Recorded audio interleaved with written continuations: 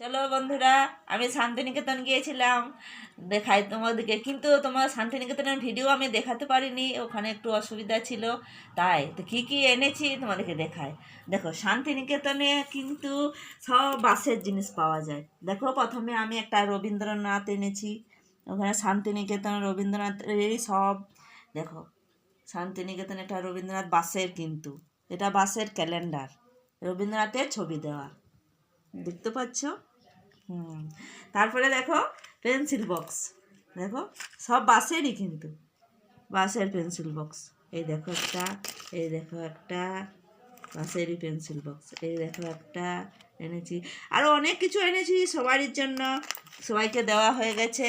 তারপরে মজার কি জানো, রবীন্দ্রনাথের সব জিনিস ওখানে রাখা আছে। রবীন্দ্রনাথের জুতা, রবীন্দ্রনাথের ছাতা, ওর ধুতি, ওর চপ্পল, রবীন্দ্রনাথের যে গাড়িটা রবীন্দ্রনাথ চালাতো, চেপে ঘুরে বেড়াতো, সেই গাড়িটা।